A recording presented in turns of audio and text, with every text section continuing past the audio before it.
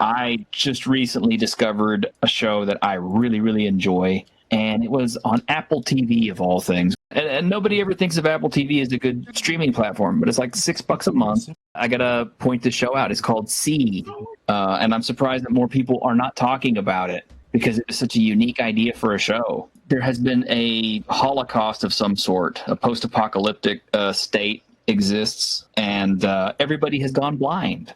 Mm-hmm. Well, not everybody. But not everybody. That's kind of the great journey that you take into season 1. Uh-huh.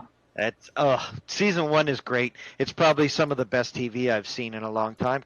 The action is like incredible too. Like it is. Like even in that fighting, first episode, like that first episode where they like setting up the ambushes and stuff like that. That shit was like great. And then it's like post-apocalyptic Zatoichi basically. Yeah. Kind of, yeah.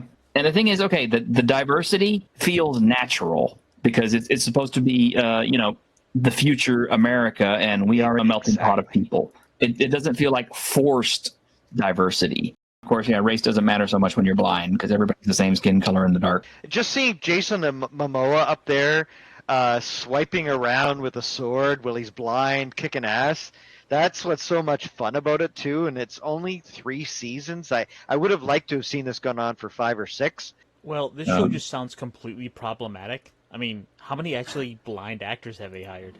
I didn't so much see the wokeness. There's a little bit there, I guess, but it's not like super duper pervasive. It's not overwhelming. It's good storytelling, and that's what we need. Like Arcane technically had like wokeness, but the story came first by like a mile.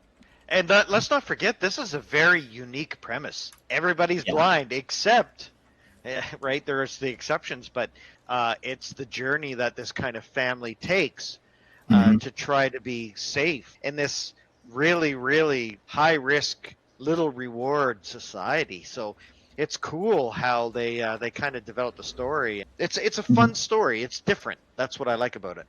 Let's not forget, this isn't Generation 1 that the story is based on.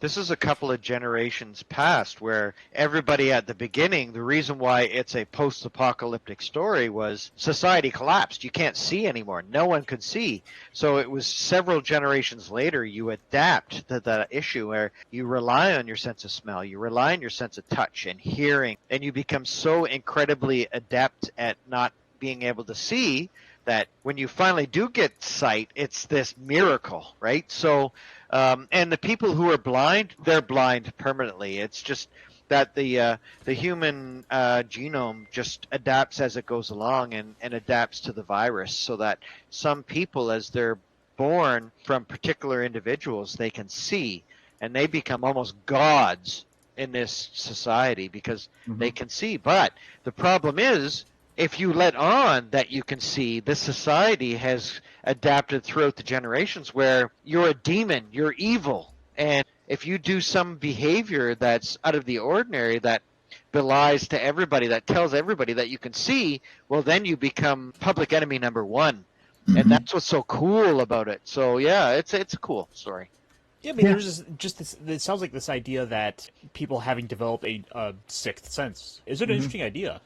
The setups and stuff is pretty neat too, how they have ropes and everything like that down all the major avenues that people can follow, and how they have a writing system based on knots in rope. I definitely recommend it. In a sea of just garbage shows, it doesn't feel like a garbage show. And if you're a Zatoichi fan, you'll really like it.